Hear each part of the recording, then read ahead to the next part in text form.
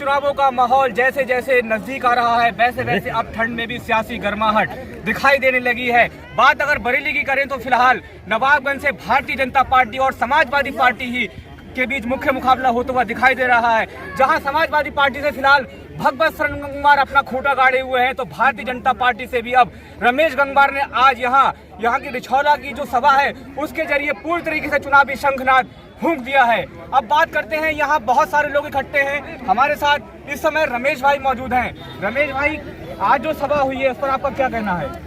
ऐसा ये हम अपनी पार्टी के ही प्रचार में उसी में सब लोग जन जन तक जो पार्टी की नीतियां हैं वो पहुंचा रहे हैं। तो उसी क्रम में ये कि सभा थी तो छोटी, लेकिन इसने जनसभा का बड़ी सभा का रूप ले लिया। हमारा सवाल ये है कि आप जो है अभी बिल्कुल नए नए राजनीति में आए हैं, ऐसा लोग बता रहे हैं। इस बारे में आप थोड़ा सा बताइए कि किस तरीके से आपने जो छलांग लगाई है इसका पूरा राज क्या है, और एकदम जो है आप पूरी तरीके से छाए हुए कैसे हैं, ये थोड़ा बताइए कैमरे में। ऐसा है, हमने जो शुरुआत की वो बेटियों की शादियों से की, और शादियों का बीड़ा जो उठाया, चाहे उसमें हिंदू हो, चाहे मुस्लिम हो, चाहे सिख हो, चाहे किसी समाज के लोग हो, हमने कभी हर समाज की बेटियों की शादियां की और हर समाज के लोगों को जो भी हमसे मदद बन पड़ी हमने उनकी मदद की।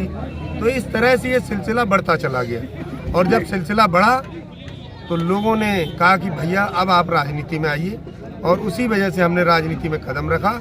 और इस विधानसभा क्षेत्र में लोग बदलाव चाहते हैं, और बदलाव के रूप में उन्हें अच्छा व्यक्ति इस क्षेत्र में मिल गया। सवाल ये है, 2014 से मोदी लहर चल रही है और 2017 से योगी लहर चल रही है, तो क्या माने नवाबगंज में क्या रमेश लहर मान सकते हैं इस बार?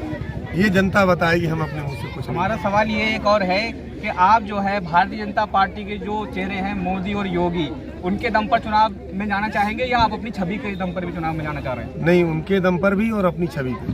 क्या लग रहा है टिकट को लेकर के? बिल्कुल जो है अंतिम अब उसमें है मामला। अब टिकटों की सूची भी जो है तैयार हो रही है। ऐसी लखनऊ से हमारे पास सूचना भी है, अभी लखनऊ से ही आए हैं रात। तो क्या लग रहा है, क्या इस बार जो और पुराने महारथी हैं उनको इस बार मात देंगे आप भाजपा? हमें पूर्ण विश्वास है, क्योंकि हमने आज तक अपने जीवन में जो चाहा है वो पाया है। ये हमारे ऊपर कुदरत का आशीर्वाद है।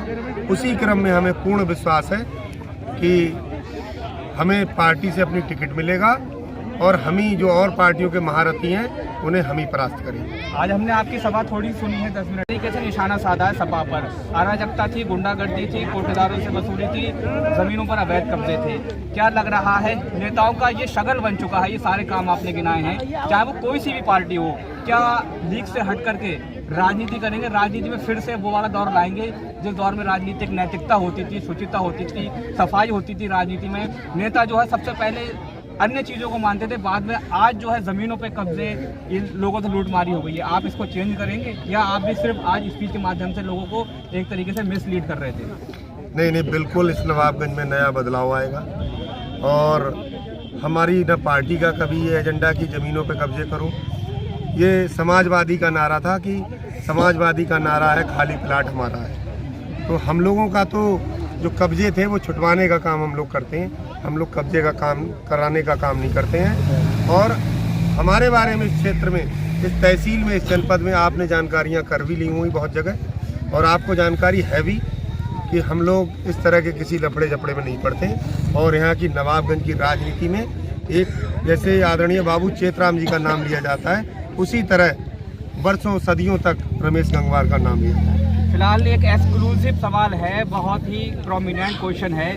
आपने जब बिगुल फूंक दिया नवाबगंज में, अब बाजी जो है भारतीय जनता पार्टी के हाथ में टिकट को लेकर के, आपके साथ एक जनाधार भी हम देख रहे हैं, और सर्वे में भी काफ़ी लोग आपका नाम ले रहे हैं। जब से आपने 2 से 54 शादी की है तब से आपका एक अलग तरीके से नाम चल रहा है। तो ये जो आपने कदम आगे बढ़ा दिए, क्या पीछे खींचेंगे या आप हर कीमत पर चुनाव लड़ना ही लड़ना है? थोड़ा सा एक एक्सक्लूसिव सवाल है ये।